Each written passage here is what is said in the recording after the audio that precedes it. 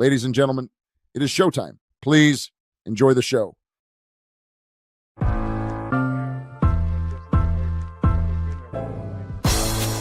It's the corner where the treats at. Is this the passing of the torch, right? Is this what this signifies? It comes down to that front office and what they feel is most important. The champ is here. We've touched down from a higher plane. Why you landed here? We always look forward to that week because it was always intense.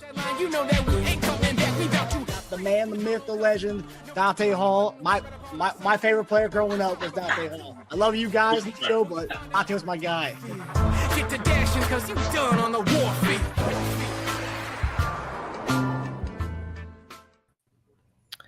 Hey guys, welcome to a draft night special of the Chief Concern Show. I'm Marcus Dash. Right there in the middle is former Chiefs tight end Jason Dunn and my brother Teja Dash on the right there. Guys, on the show for the many years we've been doing the show, we've called JD's nickname has been Dunstradamus. And I think that comes to fruition again tonight because over the last 2 months of our draft specials and just talking about leading up to the draft, who was the guy that the Chiefs needed to target. And there was one guy that JD said, and that was Josh Simmons. The Chiefs were going to draft a tackle. There was only one guy in this draft to get, and that was Josh Simmons. And tonight, with the 32nd pick of this draft, because the Chiefs traded one spot back to get a 5th-round pick from the Eagles, the Chiefs selected potentially the left tackle of the future for the Kansas City Chiefs in Josh Simmons from the Ohio State University. JD, Teja, what was your reaction when you saw everything kind of play out in this draft and Josh Simmons get to that 32nd spot for us to draft him? Man, I stood up and had a nice little fist pump. My wife was sitting there looking at me like, is that who you want? I said, yeah, that's exactly it. I'm like, yeah, that's what I'm talking about right there. And the thing is, I just knew that the Chiefs had to go after an offensive tackle. And reality is, look, number one priority is protect PM15. Patrick Mahomes in the back. And I said that the other day, and it's true. They know that. They know that this is how the game and the everything goes through Patrick Mahomes, period, and point blank. And so when I was just looking over, scoping all the tackles in the draft, Simmons just stuck out to me for everything that he was able to do, his attributes, his athletic ability, his physicality, all of those different things. And I was sitting there thinking, like, there's no reason to wonder about your tackles right now. It's not. So they did a due diligence on him. I'm glad. I'm happy. So that's where I was at, man. Shoot, this is perfect. This is perfect for us. Yeah, the stars aligned perfectly tonight with the way the draft went.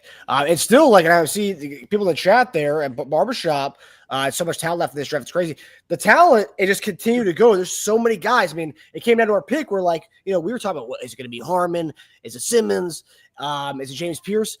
We didn't even get to Mike Green even potentially being there last night we did our mock draft. So we never even talked about Mike Green because we didn't think it was even a possibility for him to be there. But then when we get to our pick tonight, it's Simmons or Mike Green. Like, whoa, you can make a case for Mike Green being taken to the spot. But, Josh Simmons, like we said, don't grow on trees. And otherwise, Josh Simmons, if he doesn't get that injury, he's possibly top tackle taken in this draft, never even sniffs Kansas City. We would have to trade up a lot of picks to go up to get him. So it was a no-brainer to get Josh Simmons. But the way the stars aligned for us to get him today, unreal. And then getting a 5th-round pick on top of that, on top of getting him. It's just unreal the way things kind of, I guess the script was right. I guess the script writers were helping the Kansas City Chiefs out again.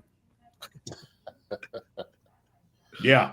I'm so happy the Eagles wanted Campbell that badly, too. They were trying to trade for him from 22 up.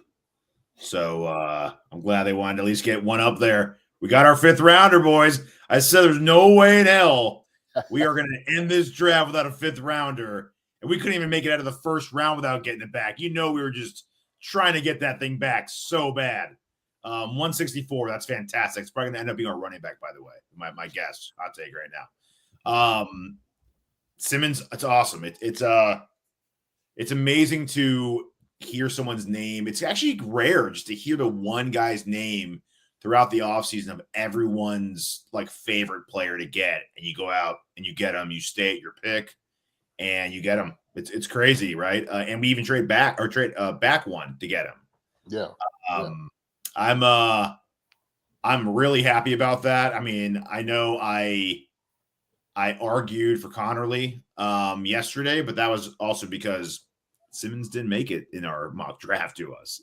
If you look at my mock draft, I had Simmons in my mock draft. So I love the pick. I think we're a perfect place for him to go because we don't necessarily need him to come in and start right away. So I don't want to rush him back. This year, number one, is not the most important year we need for him. We need him to be good for the next, hopefully, 7 to 10 years, right? And then some, if everything goes well. So I don't want to rush him back. That's a tricky knee injury. But man, if he's healthy at some point and someone's struggling, Moore is not what we wanted him to be. Taylor needs to be yanked for whatever reason. We got a guy who can come right in and play, man. So it's a very we went from having like not enough tackle depth to great tackle depth now, if you think about it. So yeah, his player comps are interesting, right? He's got Christian Darrisaw, Russell Okung, and another guy you guys know of, DJ Humphries, another one. DJ Humphries is Pro Bowl years, his prime years, not last year. Yeah, not fresh off the knee injury or a hamstring injury now. Yeah. But yeah, great. I mean, I'm elated. So talking about because we talked about his injury, right? So he suffered. He played 5 games and then he suffered the patella injury. But there was reports this week, I think as of yesterday, Teja, you were telling me about before we came on, that he had been cleared with a lot of teams. Teams were okay, and they thought he was going to be able to play the start of this year. And we're talking about not rushing him, but this is a team, and I'll say this: the Chiefs aren't afraid to start rookies. And if he looks like the guy in camp, we saw it last year with King Suma. We saw it a few years ago with Trey Smith when he was a 6th-round guy who had medical red flags.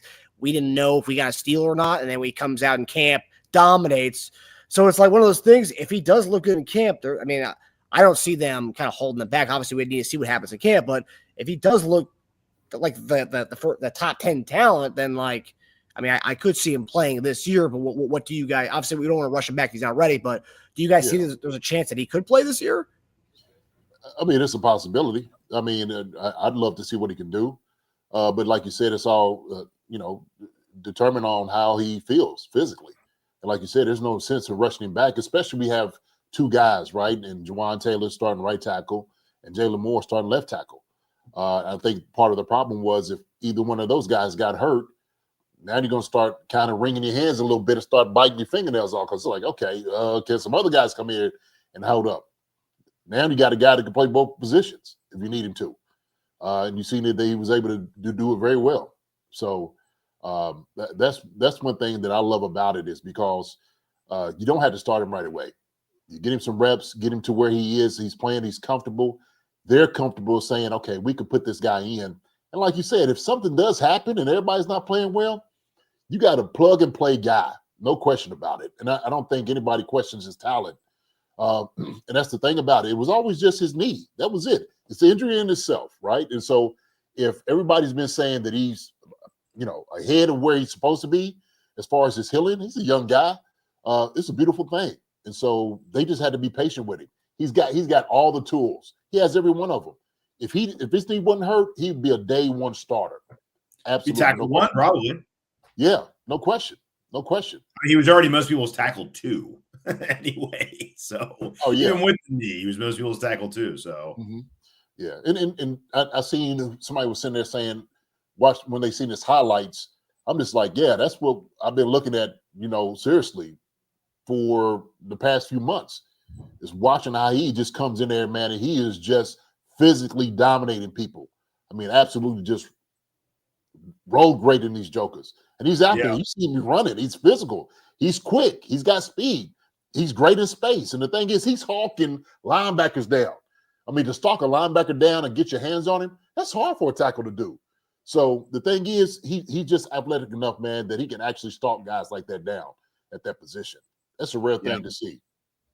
The notes I had on him from all my listening this offseason was always set up, always balanced, athletic, always moving his feet, always keeps his feet under him, improved a lot from last year to this one. Fast feet, hand quickness, balanced, always does the right thing. Needs to get a little stronger, but so low and spread out before the snap, and then explodes and moves back like a crouching tiger ready to attack stance. Yeah. I think that's what stood out to me probably, Tage, more than anything else, was his kickback and how smooth it was. Yeah, he's so low and ready. Low. And that's another thing. Because, tall guys really don't want to bend. But you see him get down in the stance. It was like he was it felt comfortable to him. He's like, I'd rather be down here than as opposed to up here. And so that's going to be tough for a defensive end to try to strike a guy like that who likes to get down and try to bend. He's like, I'm already down here. So what are you going to do now? So, I mean, I'm sitting there. That's what really stood out to me. I'm just, man, look at this guy's kicks, his kick step. I mean, it is nice. It's perfect. I mean, technique sound. Shoot, I'm like, man, he's clean. He is clean in that regard. I wonder if he looks so good at left tackle. Sorry, Marks, go ahead. No, go for it. I was going to ask you to say what the quote was from the sources about his injury prognosis as of right now. I can do that. There was two. One of them just said teams don't seem concerned about his long-term availability as they anticipate he'll be ready around the start of the season. And then I think the other one said something very similar. I think it was more about his medical. It was a medical update. Insiders share medical. Yeah, there it is. It's have indicated his knee looks great upon medical rechecks. So he passes that. And that was from, I think, a couple days ago. Yeah, it's from 2 days ago. Oh, man, that's good news. It's great news. I think he just came in so late. Maybe it's just tough to reeval all your guys. Like if you got this far and you're happy with your board, it's tough just to scrap it with 1 day left before the draft to be like, whoa, Simmons' knee checks out good. All right, let's move him up like 15 spots. You know what I mean? It's just so hard to do that so late. I'm sure they do that. We heard stories from today about, people falling in love with guys the day before the draft. I think it was Pierce in Atlanta. So it does happen. What I was going to say earlier was if he looks like we don't see it practices, right? But if he's just killing it in practice, and they're like, you know what?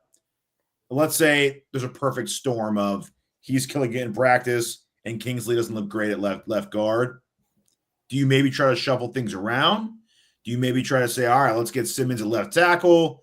Maybe we can move more to left guard to play. Maybe, I mean, guard's not one of those giant tackles who doesn't look like he has it. He's almost kind of built more like a guard if you look at him.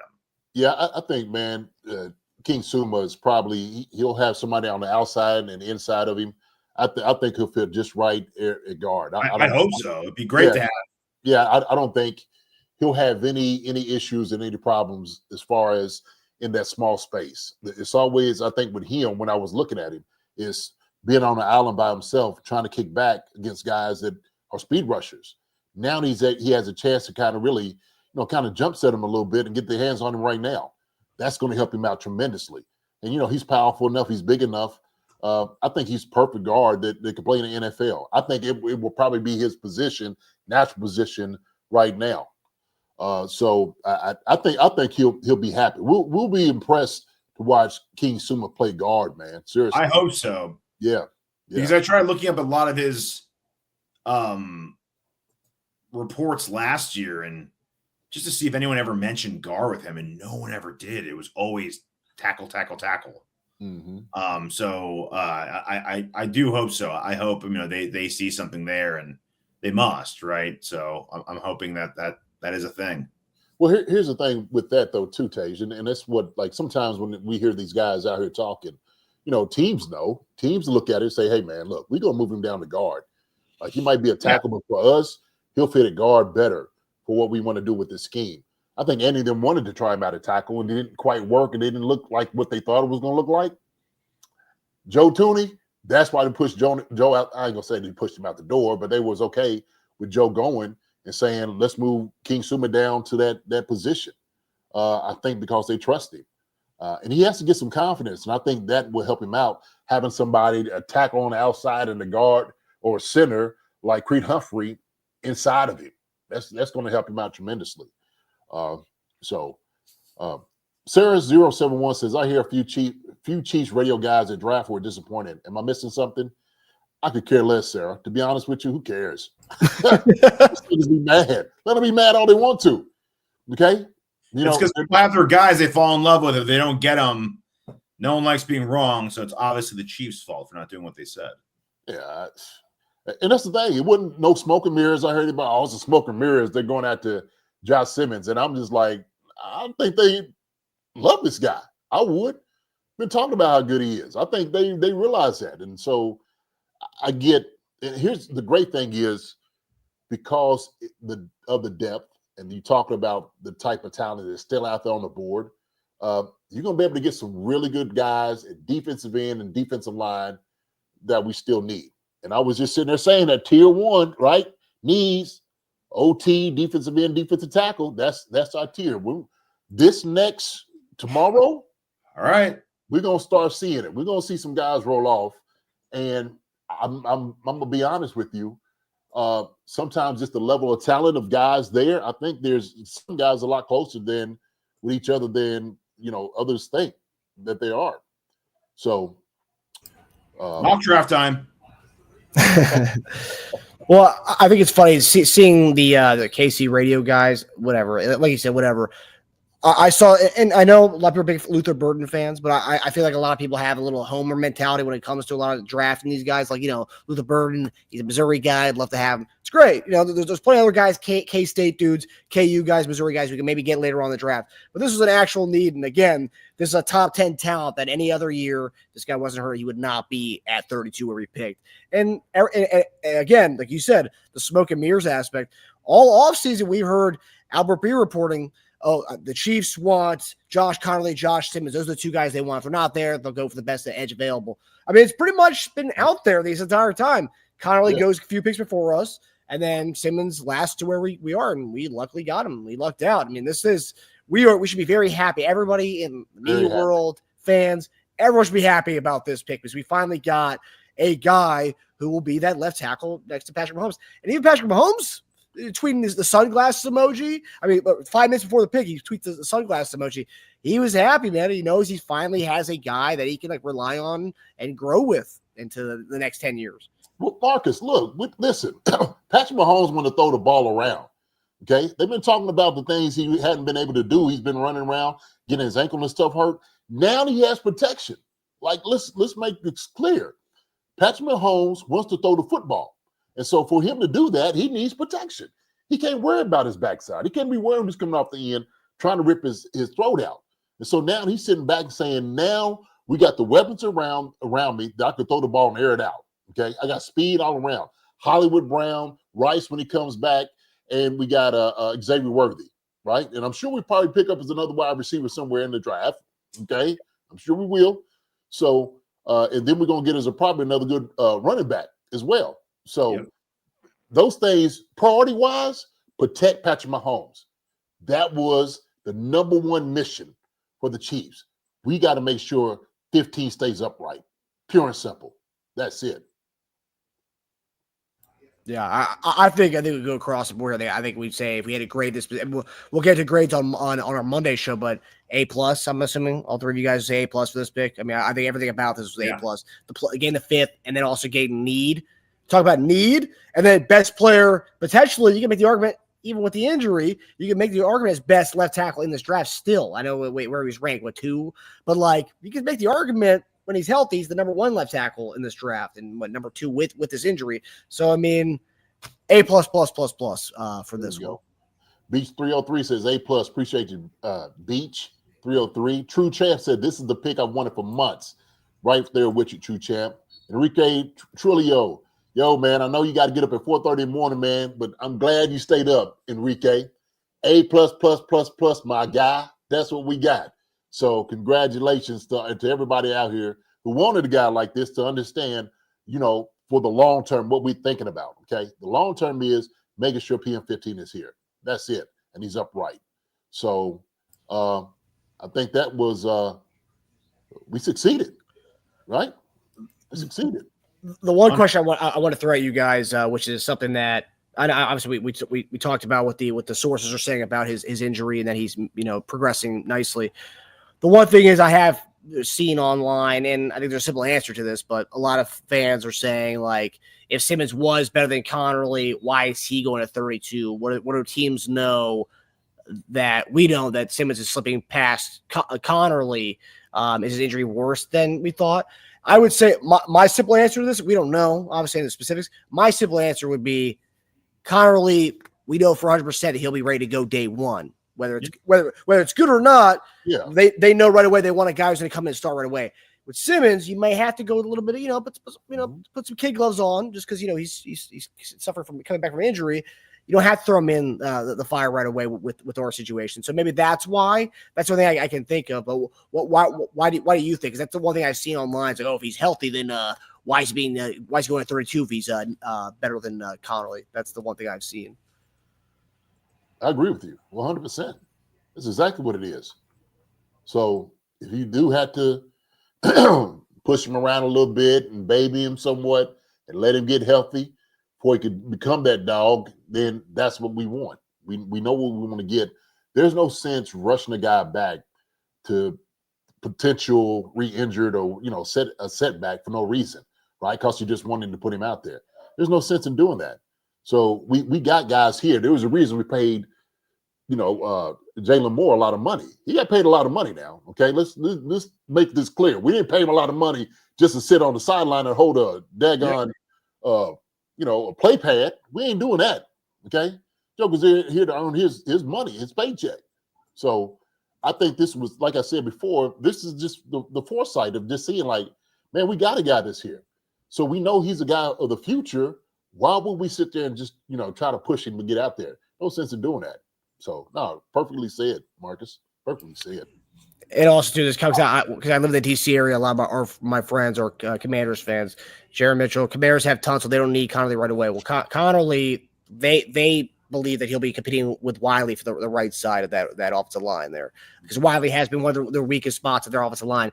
Go figure, a guy who started for us in the Super Bowl is one of the weakest spots for them on the right side. So yeah, Connerly will be competing for the right side with the Commanders. So that's why they drafted him to fill out a line and to protect their young quarterback as well. So every team is trying to do that right away. So I'm also not surprised, and I don't think it has to be. It's always an or an or. Conner's a good prospect. I know some people disagree, and it becomes like a my guy versus your guy thing, but I never thought Connerly was a bad prospect. So him going at 28, it doesn't mean Simmons is less by any means, or it's like what's wrong with him in that case. I don't think I tried to look at it that way. I some guys have a certain system in mind. Connerly had a lot of tape. He had over almost 1,100 pass blocking snaps. That's a lot. If you like what you've seen out of that, maybe you can consider Connerly maybe a higher floor because you've seen him do it for longer. Simmons is probably the higher ceiling. You never know. Every management's different. If they want a guy who they've seen do it for 3 straight years, but he's never dominant, but he looks pretty good, we know we're going to get a long-term tackle out of this, then that's what they want. They're going to get that. If you want a guy who you think could be your just dominant left tackle, then you might go for someone else. There's a ceiling. There's a floor you have to consider. So I just don't. Yeah, I don't think Simmons is any worse because a team went Connerly earlier. I'm not that surprised by it, to be honest with you. No, look, you want a guy to destroy who's going to come in and dominate, right? And I think Josh Simmons is that. So if you had to be a little patient to get that out there, then do that. I think the Chiefs recognized it, and that's what they took. Connerly, like I said, I think he's a good tackle. He'll come in. They want to start somewhere. I don't know how he's going to look. I just don't know. I thought if he came here, he might struggle a little bit. It's going to be a little bit of growing pains. When I was sitting there listening to Michael Parsons talk about it, and he's sitting there saying, like, man, I'm sitting over here, I'm salivating right now, and I'm ready to go after some of these young guys that's out there. So it wouldn't be no different with Connerly or Simmons. But for guys that know there's a new tackle coming in town, they're just thinking about like taking them to the task. They just kind of go out there and embarrass them. And so, that assertion that Simmons was not better than him talent wise or whatever. No, that's not true. I think it is exactly what you said it was, Marcus. Or how you saying it, Tej? Is that the different scenarios for each team is different. How you want it. So that's good though. That's good. You could ask a lot of teams if they thought Green was better than Pierce, and I guarantee you a lot would say he is. Pierce got selected earlier by a round, so you never know. A lot of people didn't have Tyreek Williams going in the first round. He did. Mm-mm. Yeah, it happened. That was mind blowing. It's scheme. Yeah. It's fit. It's how risky you want to be with your pick. Some teams don't want to risk it. How many picks do you have in that draft? You need to make sure you hit on all of them. There's a lot of factors. So it's just there's so much to the NFL draft that's more than just who's better today. That's not what it's about, really. Yeah. I just think they was eyeing Simmons the whole time. And they were just like, man, if he's not going to be there, then we'll have to go, with the contingency pick. But this is who they wanted. It was like no question. We seen Andy Reid and those guys, they were sitting there relaxed like, oh, shoot, we got our guy. Yeah, we can move back because we know you're not going to get Simmons, right, with Philly. To be honest, I don't even know why Philly just gave up. I'm like, okay. It just, hey, weird. Philly and Kansas City, man. How we know those guys got a nice relationship. So this is maybe a little bit of little slap on the back. Like, there you go. Appreciate it. Maybe they were worried about us trading out to someone in the second who wanted to move up for Campbell. Maybe. I don't know. That's weird. Why move up one when we're not going Campbell? It's like, hey, it's fantastic. That's one of the deals of the night. I mean, obviously the Atlanta haul, but besides that, moving back one selection and getting a 164 in this draft, we basically traded, let's just say our zone read home run hitting running back and Simmons for one pick, for one move down. It's amazing. It's amazing. I mean, fantastic. Yeah. for a position we weren't even really eyeing. It'd be one thing if it was like, maybe a D end or a D tackle, obviously not on tackle. They weren't going to go Simmons, but like they went for a position we weren't going to go for. So I don't get that. I don't get that. And a fifth too, not a sixth. And they have 1,000,007, I think, in this draft. 164 in this draft. It's a good pick, man. We traded for one of those last night in our mock draft for this for the running back. So yeah, it's huge. Man, we got a long history with Philly, man. It's long history. So it's just a little bit of, hey man, we're gonna take care of a little wink here, like we got you. Okay, we can do it. Philly does have a lot of picks in this draft. I do know that. Yes, they do. Yeah. You don't give those away for nothing, I guess. Yeah, the next 2 years they have the most picks in the NFL draft, next year and this year. So Howie's built himself an assortment. Nafis, what do you think? Nafis, man, we love the pick. That's how we feel over here at Chiefs Concerns. That's what we've been talking about. Is getting a Josh Simmons here, Nafis. So, yeah, they have 3 fifths. Still after that, they have 3 fifths. Oh, okay. JD, we did have a question from our guy Illy Beeman. He was asking about the severity of patella injuries. I believe. Let me get the wording. No, they do still have 3 fifths. I think that's crazy. Yeah, how bad is a patellar tendon injury scale 1 through 10, JD? I've seen a couple of guys that had it, and I've seen guys come back. Matter of fact, Rodney Peete, quarterback, he tore his patella tendon when I played with him. He was able to come back. I don't know if he came back the rest of the year, but the very next year he came back, no problem. Moved around great. So these things do happen. So I don't know 1 to 10 scale. I don't know how I would rate it, Illy Beeman, to be honest. What I just looked up is the guys that actually that had the injury and was able to come back and still be effective playing, like actually to their old selves. So this is, new technology is always something as well that we bank on, guys getting better. And so I think this is something very encouraging to see that he is on his way, actually ahead of the game as far as in his healing process. So I think he's going to be fine. If he wasn't fine, man, they wouldn't have chosen him. They wouldn't have picked him. Put it that way. Yeah. Gotta say, even when we did mock draft last time, we were all hoping that Josh Simmons would be there, and he wasn't there, right? So we kind of had to like grit our way around the Connerly James Pierce conversation. We ended up getting better. That's why mock drafts are fun, because then you get to see the worst case scenario, right? You can see, oh no, if this guy's not there, but then the best case fell in our lap tonight, getting Josh Simmons to be our bookend left tackle for the next 10 years, hopefully the next decade. Mm-hmm. A lot of people are talking about tomorrow and what we want to look at beyond today. So that's kind of where I go next to preview day 2. Obviously, D tackle, DN, those are still needs for us. Running back still needs for us. Who's that right there in We got your guy Lott on one side, and we got my guy Judkins on the other side. Making everybody happy. Yes, sir. Yes, sir. Yeah. I'm actually shocked, man, that not more running backs. Well, I kind of figured those 2 was going to go. But I thought it might have been at least 3 guys might have went in the first round. Yeah, there was rumors that the Commanders were going to go for Henderson, and then they ended up going with Connerly. So, I mean, yeah, the running backs they're chock full still. Still, it's deep as heck, and it's still a lot of top talent out there still. Yeah. Oh, there's so many guys. Mm-hmm. It's pretty much, I mean,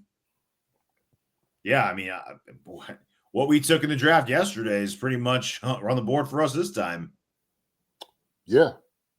Oh, yeah.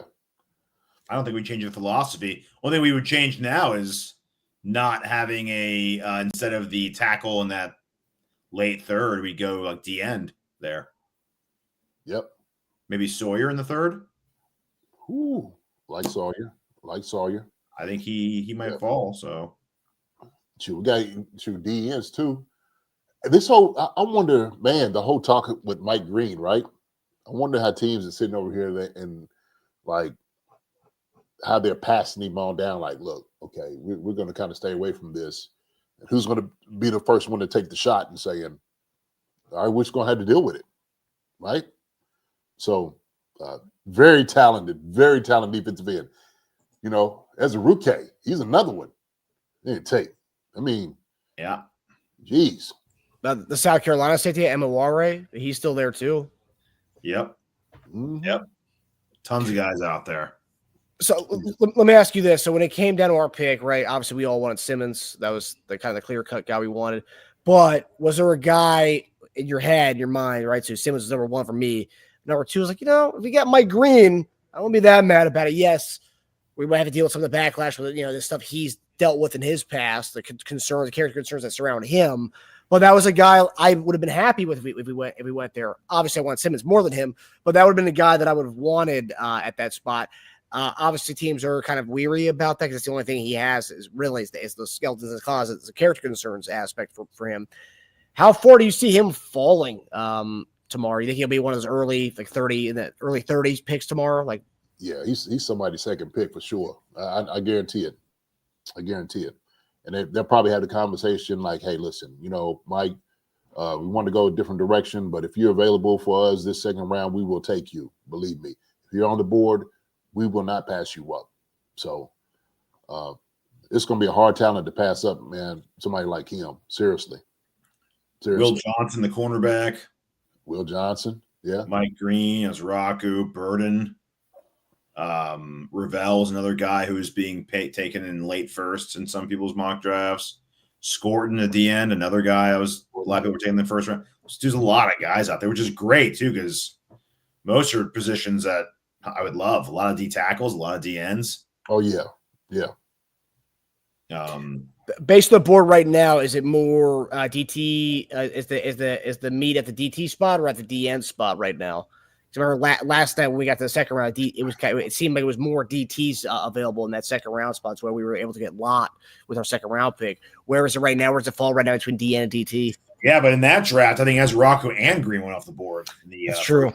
So that's true. And maybe even Scorton. So that's 3 at one point first rounders who are now in the second round. Mm-hmm. I don't think those guys are going to make it to us, but they could push someone maybe like a Landon Jackson to make it to us now, right? And push other guys down a bit who might not have been available for us to begin with. Yeah. Tuamalu, another guy who might get pushed down now because of all that. Yeah, you never know now. Now it's a whole new ball game as far as just pushing it all down. Princely, from Ole Miss, another guy. So we might have a guy we were not expecting there to be edge. I mean, I think if we come away with edge and D tackle at that second round swing, second, third round, or even maybe a safety, I would be very happy. Yeah. I'm assuming our next couple of picks, like you said, will probably be D tackle, defensive end. We're definitely going to be on that other side of the ball for sure. To me, it just makes sense to do that. Yeah. Yeah. Who did we pick up? What was the pick? Fifth round? What? Now I want 164, fifth round. Yeah. 164? Yeah, dude. Eagles had 4 picks in the 160s. Wow. 4? They had 4 in the 160s. That's why they were like, you know what? We'll give you one of the middle ones. You don't get 161. We'll give you 164, though. Yeah, 161, 164, 165, 168. It's crazy. That is crazy. But yeah, even cornerback, man. There's a lot of cornerback out there. Will Johnson, Revel, Amos. He was getting some first round love too recently. Azrae Thomas, the Florida State.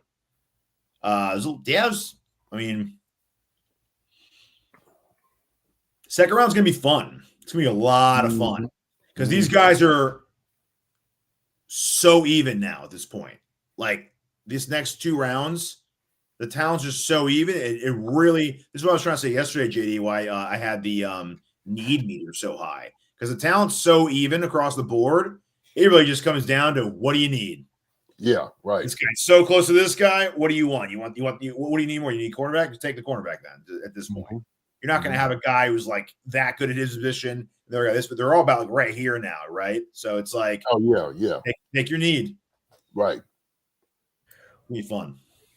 Obviously, DT and DN were the top ones for us on the show. Offensive tackle, the running back. Obviously, you guys know I'm a huge Judkins fan. There's a lot of Chiefs fans who are Judkins fans as well, and Travion Henderson fans. Where do you guys see them going tomorrow? You think if the Chiefs were interested in either one of those guys? Because remember, it was a big to-do a couple days ago. Chiefs had a late call with Travion Henderson, I think Tuesday. They had a phone call with him. In order to get one of those guys, so they're probably the higher top-tier running backs that are still available right now. Would that be something they would have to trade up for to get one of those guys at this point? I think Bears take one. I think one of them goes off the board with the Bears because they are rumored to get Genty. And that looks pretty good for them right now. Not going Genty, and now you have Travion, Judkins, pretty much your pick at the next litter of running backs. I can see them doing that. I can see Dallas, another team that was also rumored to go running back. They pick at 44. Totally see them doing that. Who else could do that? Cleveland could. Denver was another team that was rumored to go running back. Denver was, yeah. They could go running back there. They're picking 51. If one of those guys falls to there, they could definitely do that. Who else? Shoot, there's a lot of teams that needs a running back. Yeah, there's more than I thought. Yeah. You can even make an argument for the Bills, considering James Cooks wants $20 million a year. They might be like, although Ray Davis looked really good last year. I was a big Ray Davis fan. But still, you never know. If they love a guy, they love him. Commanders, another team that had some running back hype going in late into the process. They pick at 61 right before us. So, yeah, it's I'm looking at a mock that was made 20 minutes ago, and they have Alfred Collins. They have Scorton getting to us, though. We don't pick him. Dude, if Scorton gets to 63, dude, that is – we run to the podium for that. Yeah, because Score was a guy who's I saw some mocks had us getting him in the first round. Dude, 63, we run to the podium for that. That is – you let Philadelphia get him, you got problems, dude. Because they have Philly taking him at 64. And what Scorton was let me see, because he was the transfer from Purdue. Yeah.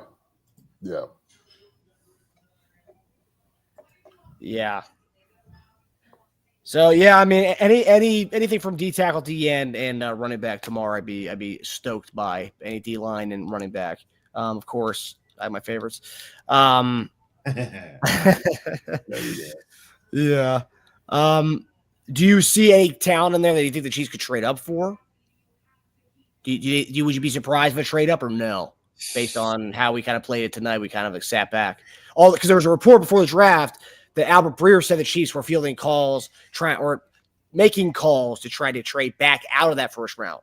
And then in the end, they stood pat and then traded a 1 pick. They got a 5th out of it. So I think obviously play it by ear as far as seeing what's available at the time as things dude, I'm be honest with you. I mean, at this point, man, the number of people that's available, I think they could sit pretty for where they are. Seriously. Great. I don't think you need to do any more trading back or forth. You're not doing any of those things just because of the amount of talent that's out there. D-line, defensive end, running back.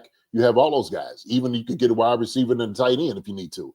I think you could, at this moment, you can start stacking, guys and talent where you need them now. You really can. You got exactly what you wanted, okay? You made number one priority. That's off the board. Cool. Now at this moment, okay, Spags come in. I want this guy. I want that guy. He's going to work with what we need to do, right? And the other guys will say, hey, look, shoot, can we use this guy here? Yeah, coach, let's go ahead and get him. If he's available, we'll go ahead and take him. But as far as like all the trades moving back and forth, I mean, I'm sure those guys start working in there, man. To me, I think we're in a really good position. Enrique said it, not a lot of teams are built like the Chiefs and can make it back to the Super Bowl year after year. It's so hard, especially having the Super Bowl hangover. We're built different. And I think a lot of that is just our consistency with the guys that we have. A lot of that goes into the coaches that we have here, that they can develop a lot of guys and anybody. So once you come into the system, they help you understand this is what's required of you, especially playing here with the Chiefs. So it ain't like we got to go get, move to get this guy right here, man. Should we right here. We the top teams anyway. Now, the guys that just got picked, there are some teams that got better tonight. No question about it, okay? A lot of teams. But I still say they are still chasing us, right? Philly was up there. Well, we know Philly, what they do? Go get some more defense. Phillies believe in defense is going to win championships. That's how they feel about it, right? They got the weapons on offense that they need, but defensively, they feel like they're formidable with anybody, and we're just going to hit you in the mouth, okay? So I think the Chiefs will probably adopt that same attitude and saying, we need to go get a couple of guys. Let's go do that too. And so I think that's what we're gonna do, Marcus. I think we're gonna move that way. But as far as moving up and back, man, shoot, who knows? Hell, I'm just happy right now. We just got Josh Simmons. To be honest with you, yeah, that's true. It's all about their board, really. I mean, if there's a guy that's slipping to a place where you don't have to give up a lot to move up, and he was a first round on your board, then yeah, you go for it. Like let's just say, for instance, let's say Scorton was a borderline first round grade for them, and he's at like 55. Yeah, you trade up to 55 and you move back somewhere else, go from 95 to like 118, or you just kind of move around without. I don't want to give up picks, but swap. We see a lot more of that lately too, by the way. Less giving up picks, more kind of moving back, moving up, moving back, swapping here and there. So it really just matters what their board is. But there is a lot of talent out there. So you could probably count, 31 players that we love to have. The other mock draft I was just made 20 minutes ago, Jalen Knoll, 63. Okay, I mean that's fun. Yeah, for sure. I mean, I wouldn't mind it. Did Judkins get to our pick or no? I mean, it's we call it Simmons all season. I mean, I've been talking about Judkins all season. You're an addict, man. You need help. Let's have him. A 47 in one of them. And for your sake, Marcus, I hope he goes early just to put you out of your misery. I'd actually love that. It's better him to go like 38 or something for you. Because if he gets to our pick and we don't draft him, I will lose my 44 draft. in the other one. Okay, so they don't see that happening. Yeah. Arizona Cardinals. Weird.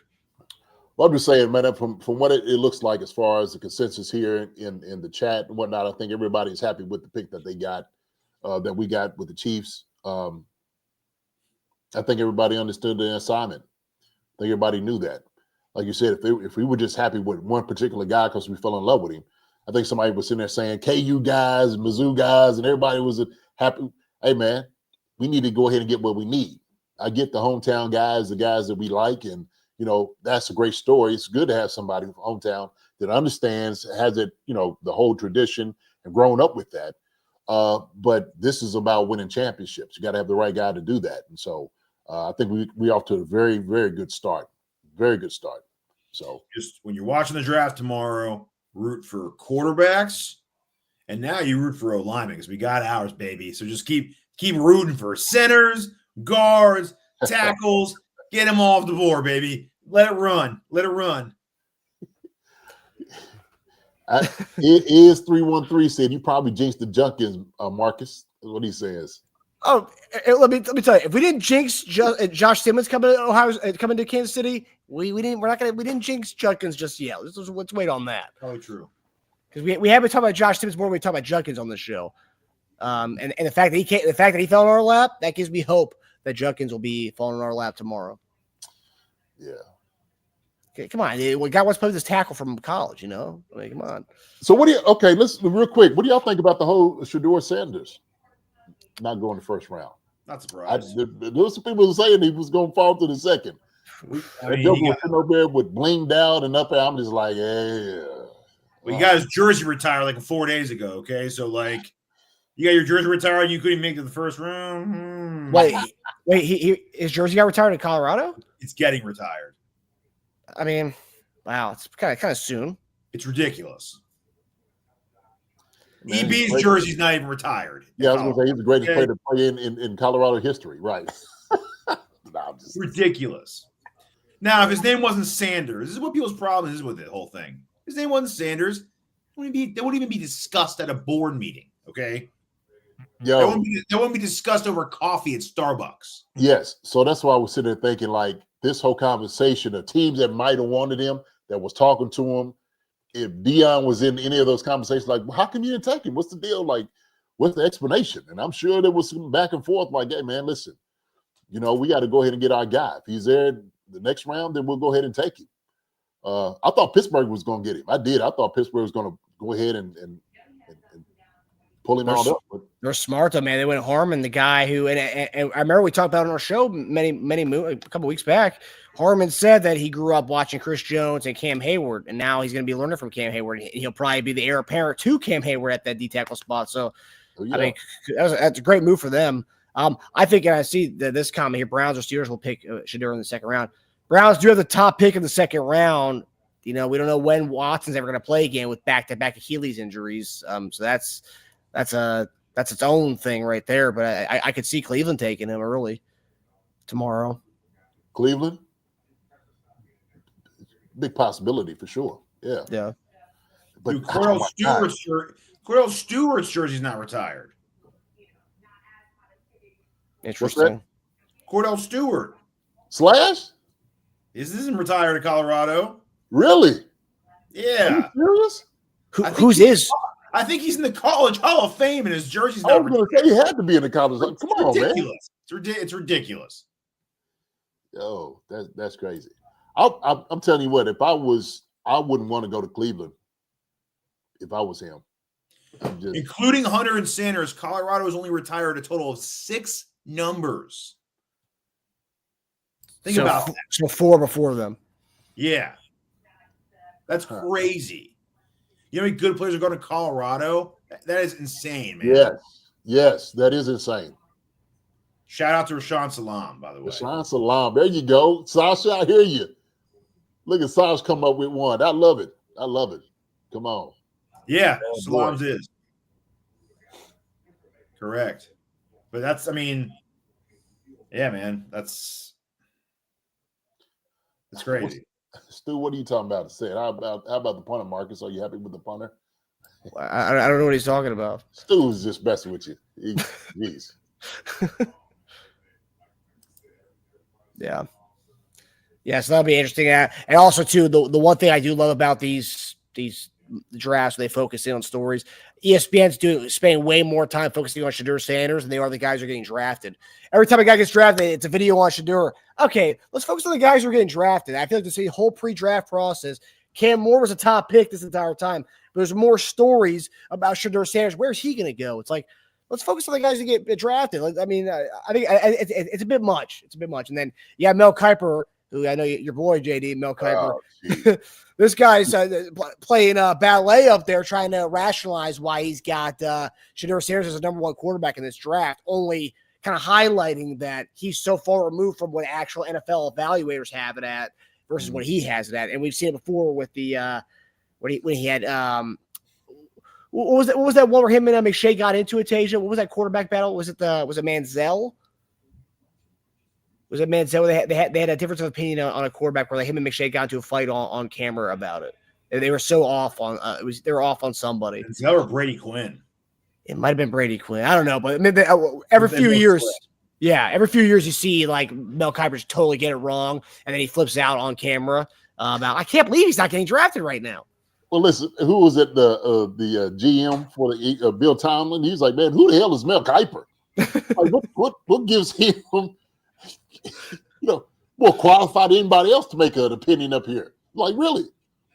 I love that. No, seriously. And Mel had to sit there and just take it. Like, yeah, man.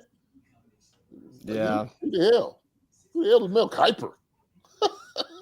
But I feel like with stuff like this, it only ruins your credibility. Like, not that most football people don't really. Mel Kiper he's just the guy who's been on TV for a long time doing it. Doesn't really give him much. He's not an expert. He's been doing it for longer than everybody else. But like when you have like this, where you say Shedeur Sanders is a clear cut number one quarterback, and you're dying by it. Meanwhile, you have Darts off the board, Cam Ward's off the board, and you're still sitting there saying he's the best quarterback prospect in this draft. It just makes you look like a fool compared to these NFL evaluators. I was looking at the picture of Bill Tobin just sitting there like it's looking at Mel Kiper like, who the hell is this? Who is he?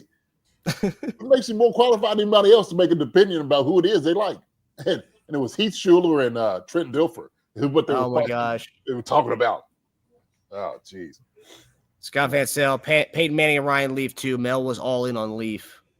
I mean, it's okay to be wrong. I get this business is all about being right or wrong, but look, Tage, listen. To be outraged every time someone doesn't pick the guys is freaking crazy. Come on now. He's doing a bad job. Put me up there. Pay me Mel Kiper's money, okay? And I'll get some of those picks right, all right? I'm going to get a few of those jokers correct. And if I'm wrong with somebody, I'm going to backtrack like he does and talk about why he should have been picked. And I just. Well, actually, I got a good one. I remember when we drafted Ricky Stanzi back in the 7th round a couple of years ago. I remember Mel Kiper said he reminded him of Tom Brady. And Ricky Stanzi, while Ricky Stanzi had great hair, McShay was a big fan too, wasn't he? Kiper was the one who said the Brady comment though. Kiper, I remember that being that was his thing. He said he reminded him of Tom Brady. Really? Yeah, Ricky Stanzi. He was stud, great. Sunshine Ronnie Bass locks, but he was anything but. Tom Brady, and everybody in the chat would. I think it was McShay who was a big fan of Brody Croyle. Yeah, maybe. Go later on 5 years. We're gonna look back at this. Brody Croyle's gonna be the best quarterback to come out of this draft. One of those type comments. Yeah. Yeah. You need the right system, man. Yeah, that's my guy, man. I can't talk about Brady. Oh, we're big. Teja and I are big Brody Croyle fans. Really? Oh yeah. There you go. My mom got me a custom made Brody Croyle jersey when I was like 12. So, are you kidding? Are you serious? Yeah. Oh, I think I've told you the story.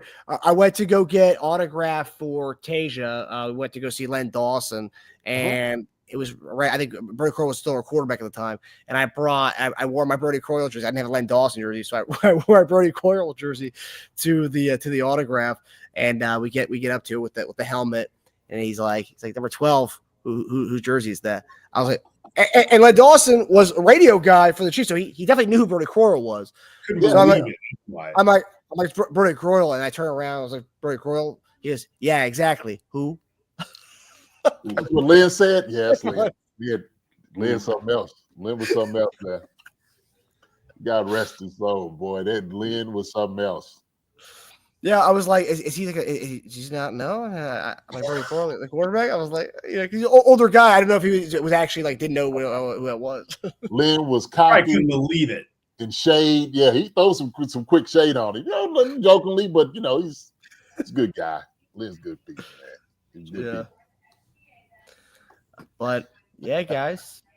So it seems we've come to the end of our reaction show. We had about 200 plus people here tonight. So yeah, we hope you guys enjoyed the show. We hope you guys really learned. I mean, JD's no prognosticator by any means, but he is Nostradamus for a reason. And this guy's been telling us for the last 7 weeks that Josh Simmons was the guy, and he ends up being the guy at the end of night one. So, the show, we're giving it to you guys. We're giving you the analysis, and there we go. Baby. We're giving it to you. Give it to you what you want. What you need, gonna give it to you. So I think tomorrow's going to be a very very interesting to watch. These rounds, and so I'm gonna be very excited to talk about who we're going to get, who we're going to acquire after. They're going to be a great conversation. So. Y'all tell us, y'all text us or you DM us, whatever y'all want to do, and let us know who you think, who you're picking, who your thoughts are that you may want as well. So, we appreciate it. Appreciate you all staying up with us. For us, it's almost 1 o'clock here.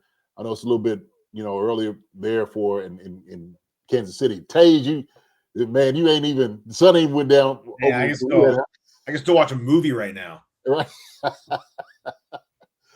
So, but I'm wide awake. I'm wide awake because, like I said, it's almost like Christmas. You got a Christmas present that you wanted under the tree. Yep. So I got the kung fu grip. Yeah, doing the kung fu I'm more of an unwrap it, throw it aside, go to my next one. I want next one. I did that. And just is that mine? Is that mine? That's me, man. I'm on to the next gift now, dude. I'm already looking at it. Top players. I want it. I want it now. Have you done a mock draft while you've been talking? I have. I bet you have. This guy, dude. Oh, I did. Yeah. But and I don't want to ruin it for you, but it's the same exact guys that were available for us. Oh, not any different at all. Yeah, man up Ozarks. We got our guy. Yes, sir. Yes, we did. Yes, we did. They was listening. Chiefs was listening to us. They're like, hey man, you know what? We got a point over here, Chiefs Concerns. I'll tell you what, Pinnell kind of told us when he was on the show a couple weeks back. He did say that they do watch our show, and if Pinnell's watching the show, that means a lot of other guys are watching our show. Mm-hmm. And I'm not saying Veach is taking what you're saying and using that as his main draft strategy, but definitely hearing free insight from Jason Dunn doesn't hurt at all when you're making the draft board for a beast left tackle. Yeah, I got a little bit of some experience there. Playing for a little bit and coaching for a little while. I did work a couple of camps here, just a time or two. So I try to recognize talent for what it is. So. But Tarico said, "Man, watch party. Y'all come through. Y'all come. Any of y'all here in Kentucky, y'all can come on through, baby. Enrique, everybody else, who else? Devontae Greenby, Zilla Beeman, Sasha, everybody, Sarah, y'all come on through to JD's crib, man. We'll have a rest of a watch party the rest of the weekend. How about that? Okay. All right. So tomorrow, like you said, we have 3 picks, the second and 2/3. So tomorrow's gonna be probably maybe most important day of the 3-day draft extravaganza. So tomorrow's gonna be very important. So definitely tune in to the Chief Concern Show directly after the 3rd round, after our last pick of the 3rd round. I guess we'll just wait till the 3rd round's over just in case we do trade back in, but we'll come on right when the 3rd round is over, and we'll do this again tomorrow night, guys. Seeing around, looking at views right now, we've had around 1,000 people come in during this chat, during this live show tonight. So Chief tonight, yeah. And this is because Twitter, for some reason, Twitter wasn't working tonight for us. And so everyone had to come to our YouTube channel to watch tonight. So we had around 1,000 people come in tonight. So that's good stuff. That's what's up, man. That's what's up. Glad y'all showed out. Please, good. Come see us. Come see us. Come check us out, baby. We here in the dungeon. This here Chief Concerns right there. The Dash and Dash brothers. We got what you need. We're cooking it right for you. So We'll have 3 guys to talk about tomorrow. Yeah. So it's gonna be good times. Good times. But all right, guys. Well, JD, do you want to send us off here? Some of the guys. absolutely. So listen, hey, Illy Beeman, Sasha, Enrique, Trilio, Robert Shiraki. I think it's how it is, Robert. I butchered it. I'm sorry about that. Mike Brennan, my guy, he said only 96 likes. Man, only 96 likes. Hit the like button for us. So y'all come in, hit a like, just a second. That's all it Boost takes. them. Boost them, baby. Boost them. Yeah, hit the like. Boop, boop, boop, boop. Man up Ozarks. Appreciate you, my guy. JD played on the Chiefs team with one of the top 3 O-lines in NFL. When JD talks, listen, I know these dudes. I'm telling you. I've seen them. I know him. I've had one of the best offensive line coaches, seriously, in Philadelphia and Kansas City. So I watched a lot of it. I learned a lot from it as well. So Demonte Green Bean, appreciate it. Pulling up and smoking some oxtails. Oh my gosh! now you're talking about language. Oxtails. Y'all have had oxtails before? I have not. No. Mm-mm. No. Oh No. man. Okay. Okay. Good eating right there now. Good eating. Better than a hot dog? Yes. Hell yes. Hell yeah. Yeah. Hell No, yeah. I know. I'm just kidding. Even a Nathan's hot dog? You the Nathans, I'm sure. Oh man. Is 3131. Sasha, appreciate it. Joe E. Stu, appreciate it, my guy. We got the punter, Stu. We got him. Harvey Hubert, oxtails are fire. Yes, they are, Harvey. Fire. Better than the corn dogs. No way. No way, Mike. I guarantee it. Wheels, appreciate you. Vegas Chief Kingdom, man. I know it's not late out there too, so I know you probably have a chance to go watch a movie as well. So appreciate it. Like I said, DeMonte Green Beans, Blueberry Wilbur. Thank you, Blueberry Wilbur. Appreciate you. Let me see who else we got in here. Scott Vansel. All right. Who's CNSQ Online? Thank you for coming in. Seeing your names. Appreciate it. Eric Benny's from yeah, it definitely was. Todd Free is here in the house. Free Fall came through. Sam McBride, some of our ones we love a lot. Linda Hunter's here. Rick Henderson, Jeremiah de Muertos. Appreciate it. Who else we got? Good look, man. You said almost 1,000 people. That's incredible. Rick Henderson. Yeah. 750 people have come in. Okay. Gary Holland, appreciate it. Who else we got here? SH991, Jaron Mitchell, appreciate it. Who else we got here? Man, a lot of folks, man. A lot of excited people about the new left tackle. That's right. Feast Foster, Optimistic James, YB Negative, appreciate it. Justin Blackwell, Gary Holland, Trey L. G-Pick wasn't in here tonight.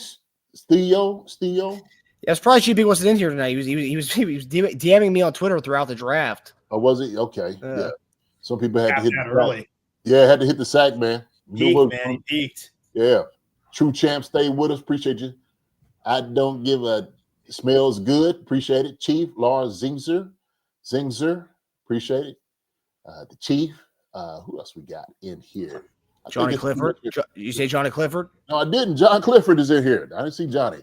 Okay. The barbershop is here. Jeremiah Simpson. Memphis in the house. What's going on, Memphis? Love it. Memphis is here. Yeah. 0-7-1. Memphis, the Grizzlies choked tonight. They were up like 9 in the fourth quarter. They lost to OKC. Yeah. I love his name. Slamming Sammy Joe. I hear you. Beats 303. Let's see who else we got here. Letta Havana is in the house. Shoot, I think that's pretty much it, y'all. Listen, hey, thank you so much, Perfection 2K as well. Thank all of y'all for coming in. Ghost Hunter 1974. Don't want to forget you. Lonnie Pyramid as well. Everybody come say hi, say what's up to us. Appreciate it. General 51, Faye Smith, Nana Sherry, Hannah is here. Cordell Robinson, I'm the Brown came in. I didn't even see I'm the Brown. I didn't know you came in. I'm on sleep. That's why he said I'm on sleep. Yeah, I got you. He said another 5 minutes. I appreciate you, brother, for staying up at least that long. Listen, y'all take care. All right. Everybody's happy with our picks. Tomorrow or today, wherever time zone you are living in and where you're at, should be exciting for us. Should be exciting for us. Yeah. But you know where to come find us. You want to come get the real stuff. Come see it all. Okay. Not saying everybody else is not the real stuff. I think, man, we do a good job, man, talking to you all because y'all family.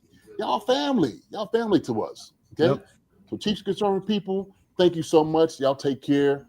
God bless. We will see y'all tomorrow. Y'all be safe. Until then, let's go, Chiefs. Appreciate it, baby. Let's go. Let's go. Mark, got our blind side, baby.